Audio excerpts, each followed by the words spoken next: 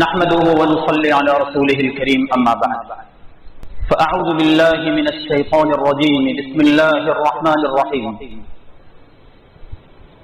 الزاني لا ينكح إلا زانية أو مشركة والزانية لا ينكحها إلا زان أو مشرك.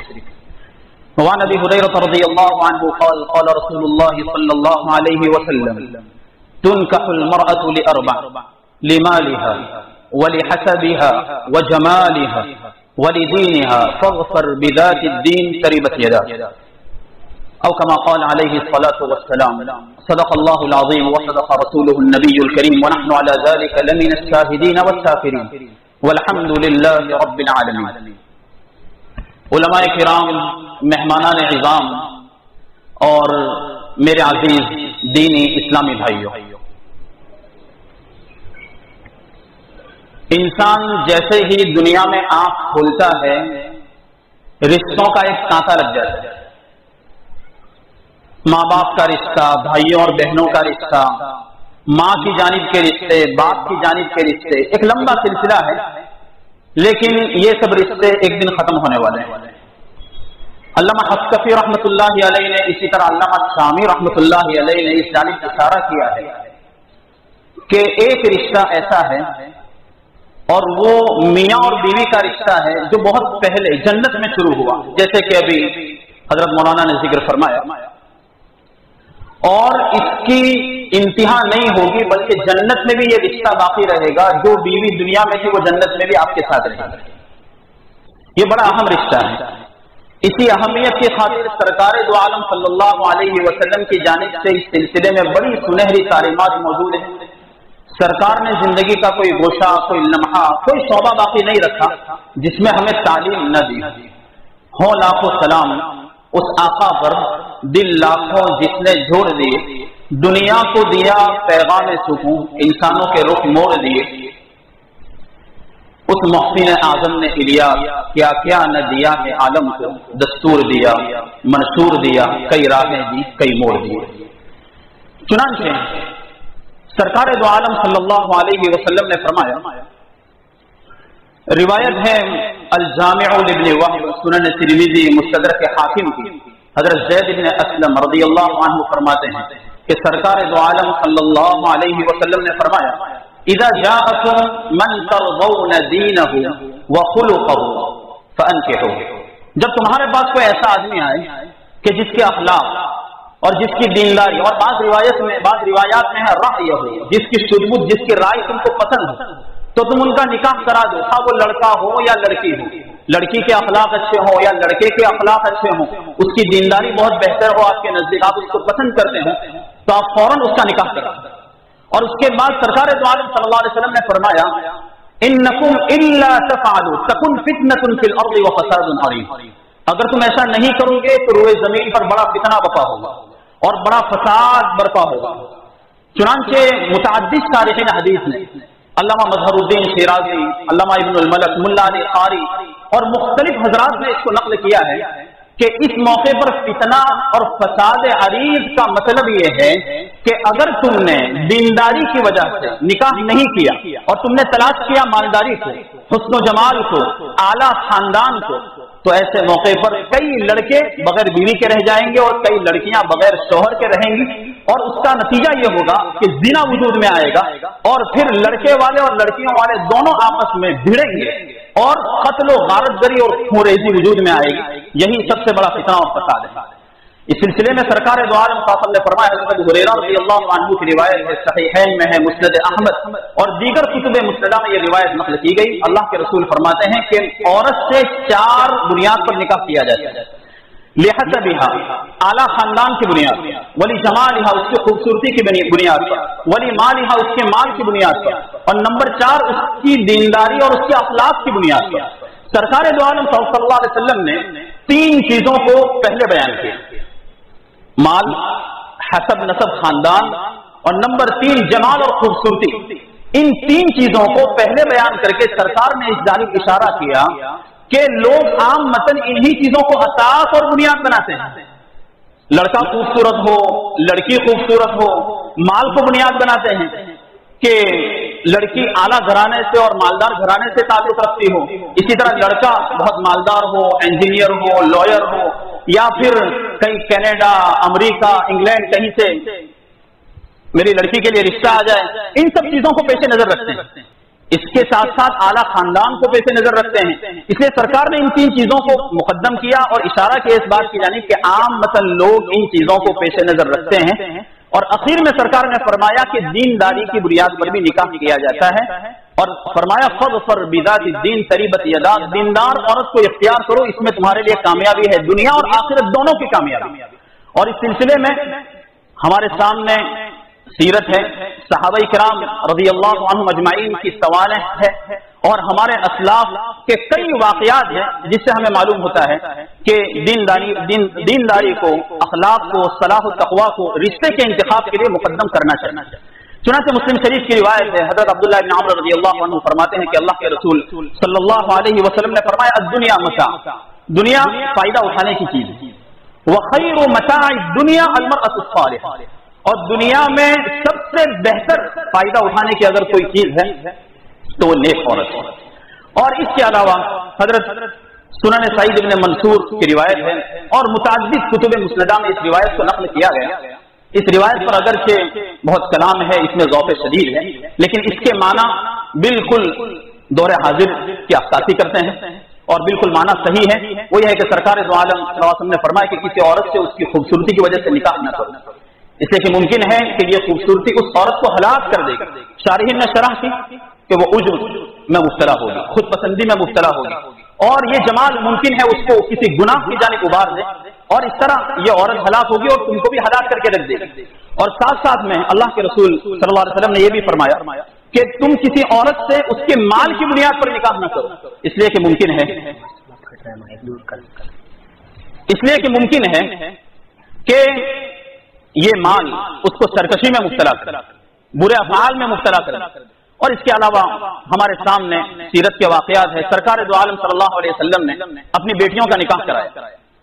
میں تفصیل میں نہ جاتے ہوئے اشارتاً سب باتیں عرض کرتا ہوں۔ اللہ کے رسول صلی اللہ علیہ وسلم نے حضرت فاطمہ رضی اللہ عنہا کا نکاح کرایا، حضرت علی بن ابی طالب رضی اللہ عنہ۔ حضرت علی بن ابی طالب بہت بڑے مالدار آدمی نہیں تھے، سادہ سمپل آدمی، لیکن ان کے پاس علم تھا، تقویٰ، خشیت، للہیت، یہ ساری باتیں مشہور ہیں، اور اللہ کے رسول نے ان سے نکاح کرایا محض جنگ بدر میں ملی ہوئی ایک زرہ کی مہر کے بدلے میں۔ اور شارحین نے اس زرہ کی مقدار بھی بیان کی، 400 درہم یا 480 درہم، کوئی زیادہ اس کی مقدار نہیں ہے، کوئی لمبی رقم نہیں ہے، لیکن اللہ کے رسول صلی اللہ علیہ وسلم نے پیش نظر رکھا تقوی کو، للہیت کو، علم کو۔ اور صفت الصفوہ میں علامہ ابن الجوزی رحمۃ اللہ علیہ، اور اسی طرح ابو نعیم نے حلیۃ الاولیاء میں حضرت عمر ابن خطاب رضی اللہ عنہ کا مشہور واقعہ نقل کیا ہے کہ آپ اپنے دور خلافت میں رات میں اپنی رعایا کی نگرانی کے لیے گشت لگاتے تھے، چکر لگاتے تھے۔ ایک مرتبہ ایک گھر سے آواز آئی، ماں اپنی بیٹی سے کہہ رہی تھی کہ بیٹی دودھ میں پانی ملا دو تاکہ دودھ میں اضافہ ہو اور اس سے قیمت زیادہ آئے۔ اگرچہ عمر نے منع کیا ہے کہ دودھ میں پانی نہ ملانا، لیکن عمر کہاں دیکھ رہے ہیں؟ بیٹی نے کہا کہ امی جان عمر نہیں دیکھ رہے ہیں، لیکن عمر کا رب دیکھ رہا ہے۔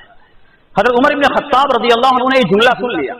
علامہ ابن الجوزی نے اور ابو نعیم نے حلیۃ الاولیاء میں اس واقعے کو نقل کیا ہے، اور متعدد اصحاب تراجم نے اس کو نقل کیا۔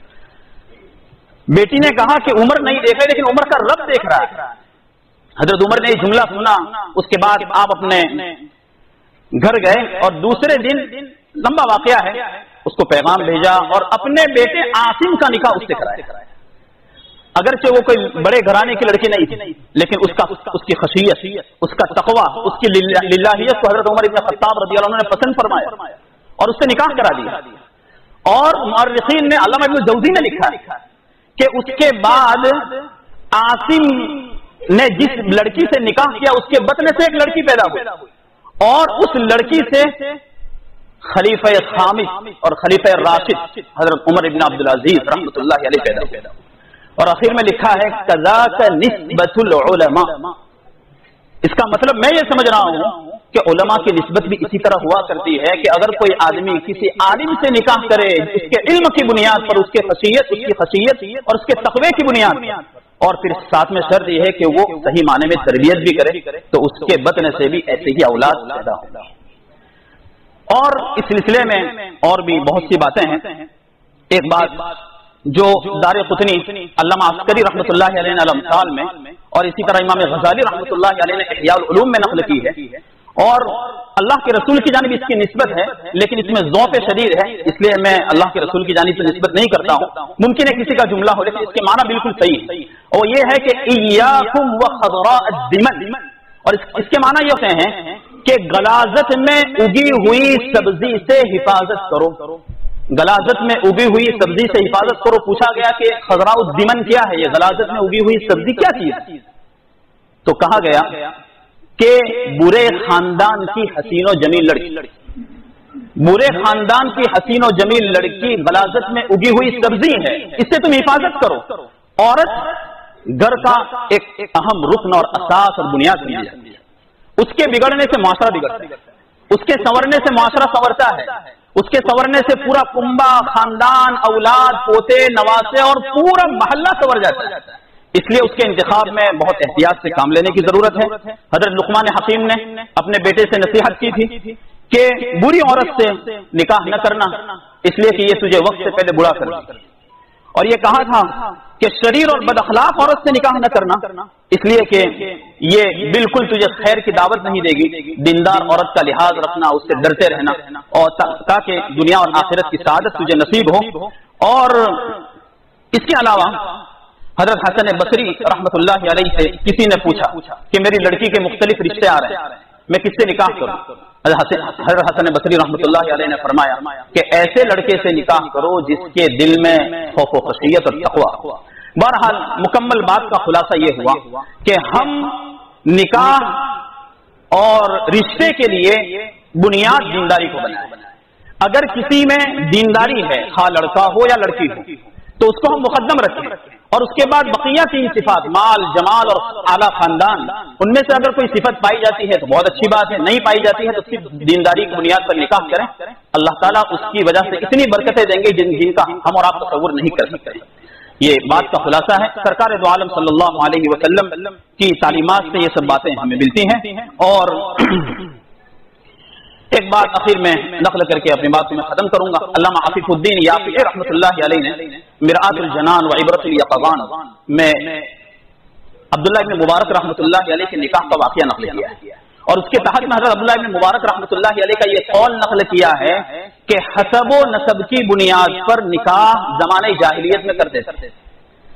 نمبر 2 پر انہوں نے بیان کیا کہ خوبصورتی کی بنیاد پر نکاح یہود کرتے ہیں، اور نمبر 3 مالداری کی بنیاد پر نکاح نصارہ کرتے ہیں، اور چوتھے نمبر پر بیان کیا کہ جہاں تک میرا اور اہل اسلام کا تعلق ہے فہم یزوجون للدین، تو وہ دین کی بنیاد پر نکاح کراتے ہیں. اور حضرت عبداللہ ابن مبارک رحمۃ اللہ علیہ کے نکاح کا واقعہ مشہور ہے، آپ نے سنا ہے، اور انہوں نے جو نکاح کیا تھا وہ محض دینداری کی بنیاد پر کیا تھا. اللہ تعالیٰ ہم سب کو یہ باتیں سمجھنے کی توفیق عطا فرمائے. آخر میں آپ کو رشتے کے انتخاب کے لیے اہم مصادر بتلاؤں گا.